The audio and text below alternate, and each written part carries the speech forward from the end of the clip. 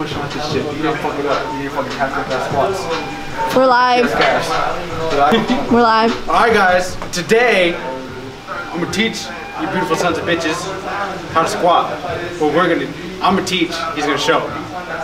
So, if you're a lady and you wanna grow your booty so you can become Instagram famous by uploading pictures of your ass and still fit to make it in life, then this video's for you. If you're a guy and you're tired of getting roasted for your small ass legs, this video's for you. But mainly I'm doing this because I'm tired of seeing half prepping motherfuckers in the squat rack. So I'm gonna fix it for you guys. So, without further ado, now, there are three main squat variations. There is front squat. Front squat right there. Yeah. There is high bar.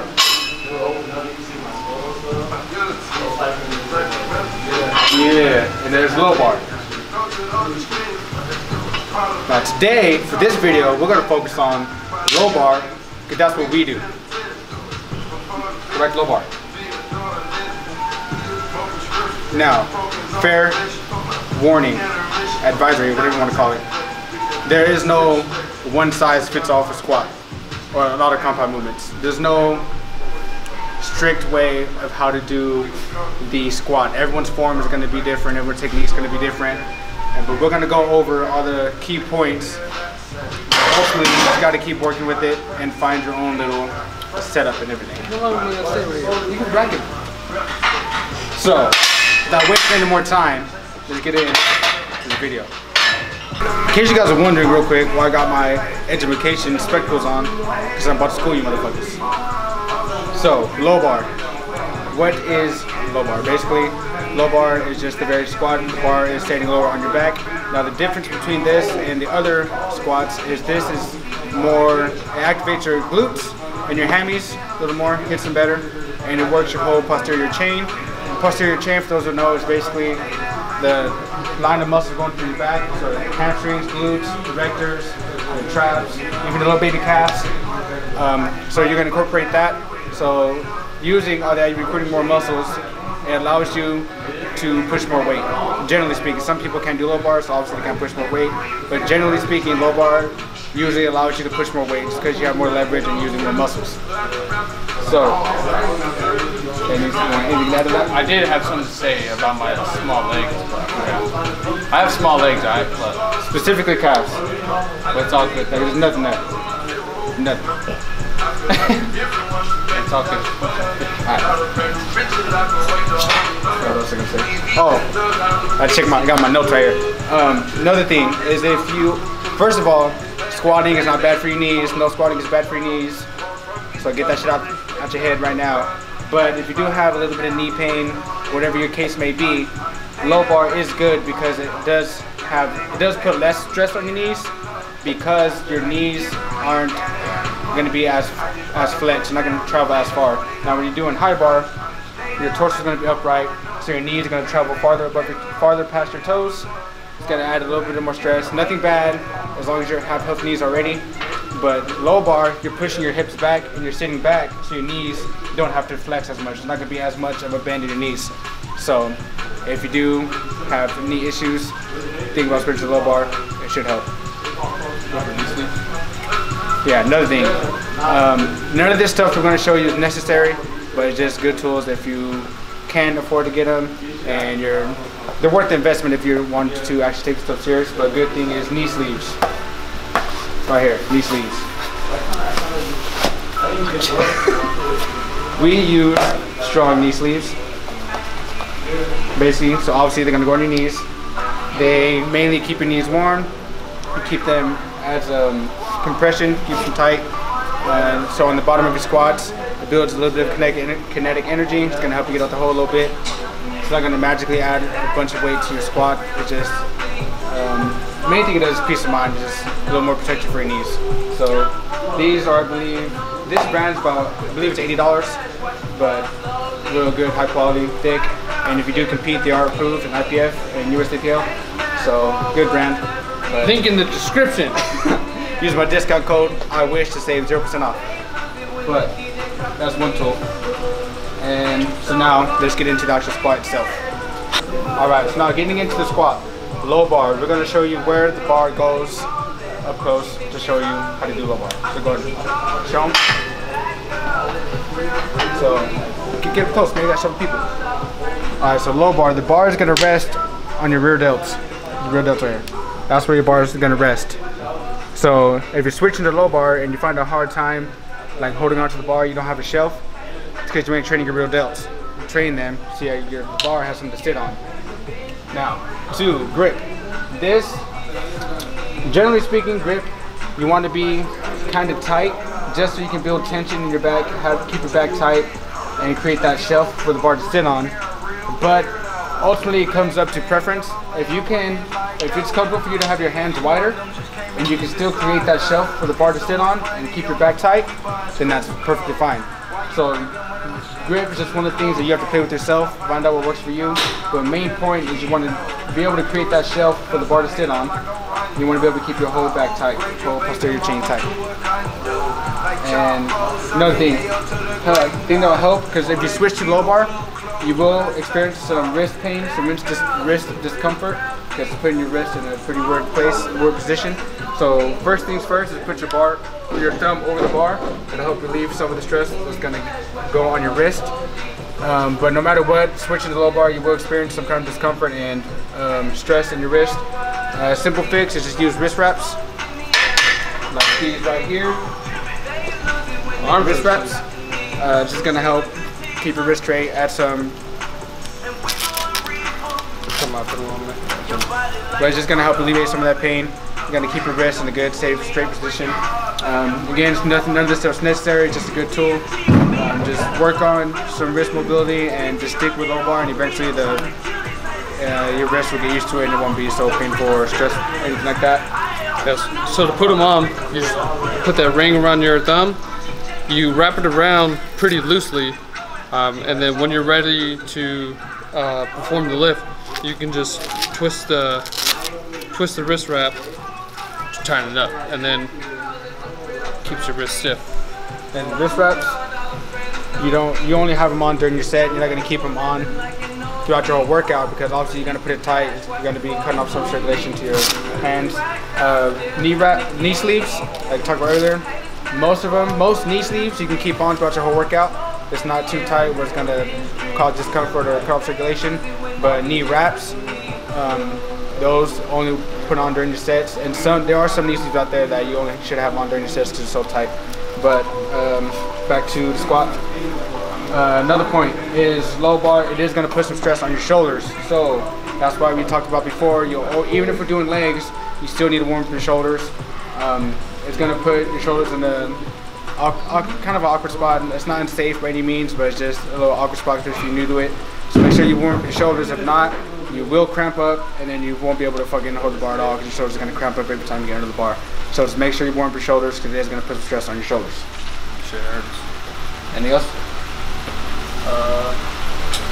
Not important. All right, next part. So now we're going to show what the squat is going to look like while you're setting up before you actually perform the squat. So look, obviously you're going to low bar. Keep the bar down here. Now as you can see, he has a forward torso lean. This is because obviously the bar is lower. He has to lean forward so the bar can be over his midfoot still. That way he keeps his center of gravity nice and even. Now, that's why if you see people lifting with a squatting and they have a forward lean, most likely it's because they're squatting low bar. Because if you do a high bar, you're gonna snap your shit up. High bar, you're upright, tight. Low bar, you have to have a forward lean to get your center of gravity right and to keep the bar over your midfoot. So go ahead and get the squat again. Hold on, my arms are asleep, man. You still recording? Pro tip real quick. These are probably one of the worst shoes to have during squats. Demonstration purposes only. They clean, but these are probably one of the worst shoes you can have during squats. Squats, you want to have a real firm shoe, nothing that has any give or air, such as these things. Converse are good, or if you have bad ankle mobility like us, or Melios, these have an elevated heel, so it allows you to hit depth. I mean, if you have bad ankle mobility, it allows you to hit depth and everything, and it's real firm. no give.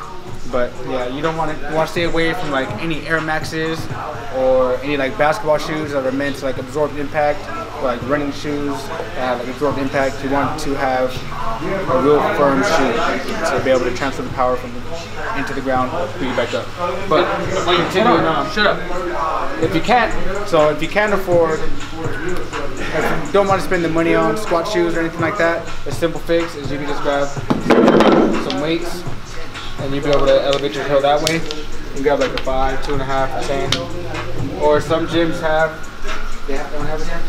The wedges? Yeah, the wedges. There was one. There's some gyms have these wedges that are just like different angles of elevating, so you can use those too.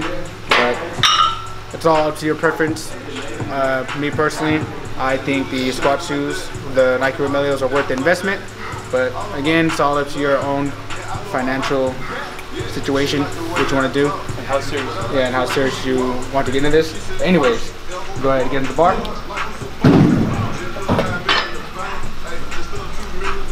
Let's see, create a shelf, has his grip that's comfortable. Forward lean, bars over his midfoot. Now, this is another part that's going to vary from person to person, is your stance width. Stance width is going to be basically up to your preference. Some people can squat narrow, some people you can see can squat fucking far as fuck. Now obviously the wider you go, the shorter range of motion you're going to have. But obviously some people get hit dead, where it's just real stressful on the hips. But width, that's what you have to find out for yourself.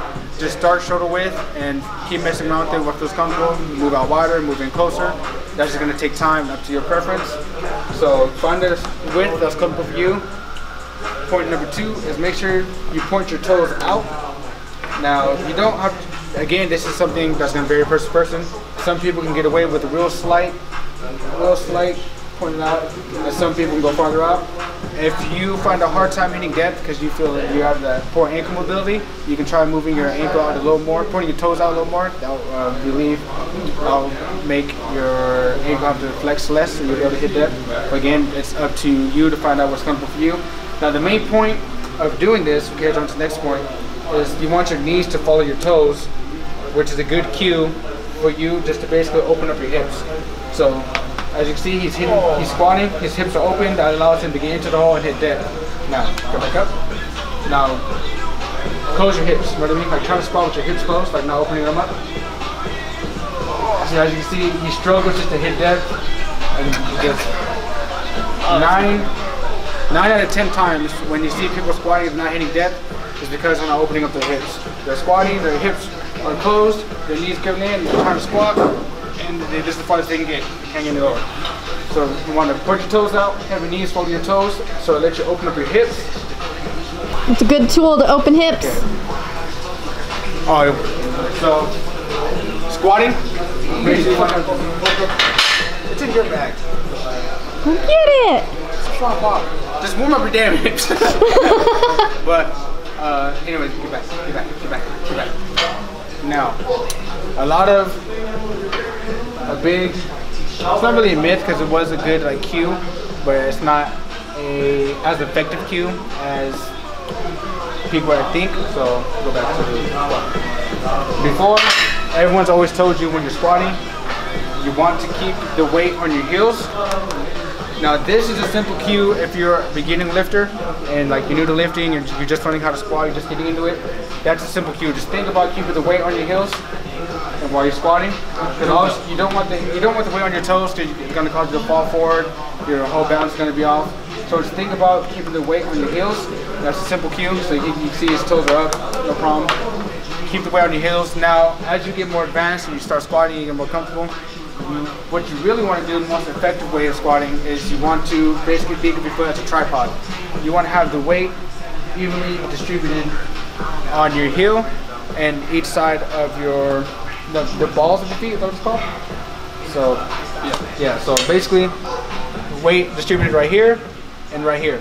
So you want to think about gripping the floor with your foot and thinking your foot as a tripod, and that's going to be the most effective way to squat.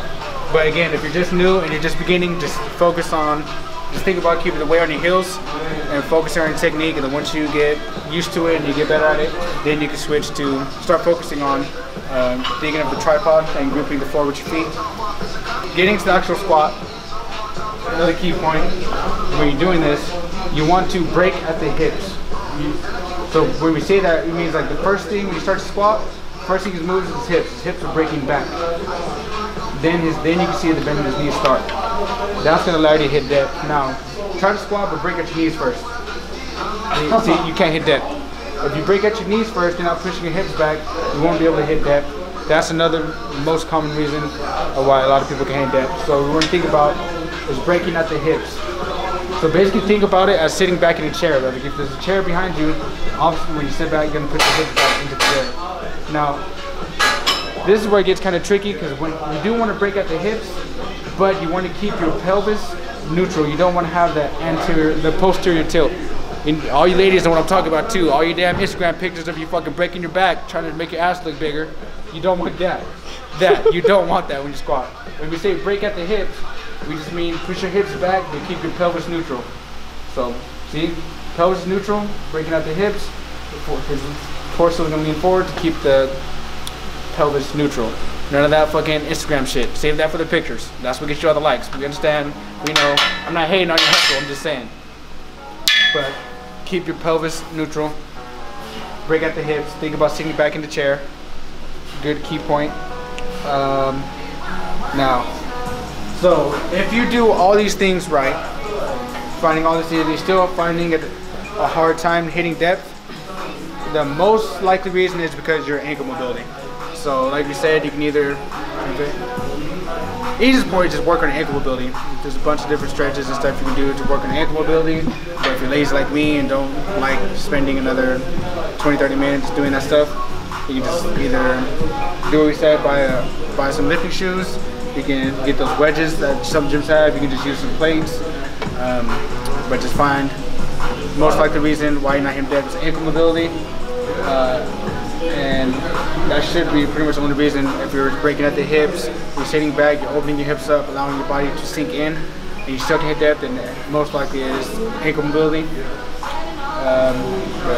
What is depth? Oh, yeah, you're right. Show them what's depth, man. Okay, first do a half squat. What you always do. Oh, you want me to show them what I used to do? Yeah. Man, this one I squatted 500 pounds, so it's half squat. Make sure you get low so you can see the hip crease. So as you can see, let's pause at the bottom. Right here. Hip crease is up here, knees right here.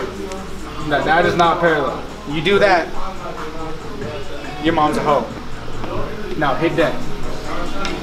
See, as you can see right here, hip crease, knee, it's parallel. Now sink it. That's still dead. Now squatting, breaking, going ass to grass on squats isn't bad for your knees. It's not bad for your back. It's not That's just a bunch of excuses for people that don't squat. This is what the dude makes themselves feel better. But as long as your hip crease is at least parallel with your knee, so basically you can see his thigh is parallel. Basically that's depth. But don't be afraid. If you can go lower. It's not gonna hurt you. But at least hit parallel. That's depth. If you don't hit parallel, your mom's a hoe. If you curl in the squat rack, your mom's a hoe. That's for real out there. Yeah. Let's go over what I fucking do all the time. I fucking fall forward. I don't collapse, so I don't know what you're talking about, man. Get fucking out the way. Give me the stick. You know what I'm talking about? Because you always. It's when you squat down and then you go. Yeah, when you fucking. I know. Then you fucking hit him with the stick. So watch it. He's about to collapse. Goes down, and then when he goes up, he collapses. Oh, bitch. Try him again, man. I'm gonna do this almost this time. Collapse. Look at that. See that? Shoulders roll forward. That's because you gotta keep the core tight, man. Yeah. So when you see that happen, most of the time, just because your abs, you're losing tightness in your abs, you're not keeping your core tight, and simply because, yeah, if you're bracing and you're still collapsing, basically it's because you have a weak core and weak erectors. Not really weak erectors, but basically a weak core. But if If you're not bracing properly, you're not keeping tightness, then that will happen. But if you are bracing and you are keeping tightness and it still happens, it's just because you have a weak core. So just make sure you work on your core. I need to take my own advice because I fucking hate doing abs. But it only happens when I get fatigued, so that's how I know it's because like my core is weak. It's not because of my technique, it's just because my core is weak. But yeah, so if you find yourself collapsing, make sure you are breathing in. Now when you squat, we'll do a whole other video on this, but just a quick rundown. For 99% of lifts, you want to breathe into your stomach, not your chest, breathe into your stomach, and basically press your abs, your obliques, everything out. Just try to make yourself look as big and bloated as possible. That's just going to create pressure. It's going to help you keep tight. And that's what bracing is. So we didn't go over belt, man. That's what I was getting into. Now, Segway. now a little tool to help this is a lifting belt. First, show them how clean my belt is. I got the black on red theme going, and the best superhero out there, the Flash. Who bought you that? I did. Don't worry about it. Anyways, now, if you do not know how to brace and you don't know how to use the breathing technique, then this is fucking pointless. And if you're just a beginning lifter, don't get this yet. You have to learn how to brace and do all that before you get into this. But like we said, bracing, you want to just breathe into your stomach, press everything out, make yourself as big as possible. It's going to keep tightness and protect your back and abs. Now, that's what most people think a belt is to protect your back. That is not entirely true. It does that as a byproduct. Then what the belt's main purpose is to give your abs and your obliques and everything something to press out against. So now instead of no belt, you're just pushing out. Now your abs have something to press out against, so it's going to allow you to create more internal pressure, and by doing that, it's going to help you keep your back straight when you want it straight, and it's going to help protect your back. But the main purpose of a belt is just to have something for your abs and your core to press out against to create internal pressure and keep tightness. And there is two different types of belt. This is the lever belt, and then you have the traditional prong belt. I prefer single this prong, one. dual prong. It's so fast, and you look cool. Yeah, it looks cool. Like when you fucking hit the yard, and you throw the belt, and people get all mad. But any other tips, tricks you wanna go over? We'll make videos as we go, like on like some hip mobility drills, ankle mobility drills, all that stuff. Only if you guys start liking my shit. And then Hopefully that's answered. All this, it sounds pretty complex, but it really isn't. Once you start getting into it and doing it. Yeah, you take it one step at a time. It's pretty simple. Some people just get in their heads. That's pretty much it. So that's a quick rundown of the low bar squat. Hopefully you guys learned something. You guys learned how to squat, so I won't see no more fucking half reps in the damn gym. And if you guys did, give this video a like, give it a thumbs up. It's not that hard. It takes like 2 seconds. Follow us on Instagram. Subscribe if you're not already. Share it with your friend that's excused it's not his legs, he doesn't know how to squat. Now you can make his ass, because I taught him. You're welcome. And if you guys want to see high bar, front squat, or any other lifts, let us know in the comments below. Let us know if you have any more questions for low bar. We'll answer that too. Follow us on Instagram, because I haven't been getting no kind of likes on my shit. It makes my self-confidence go down. And that's it. Yeah. Good luck selling that 50.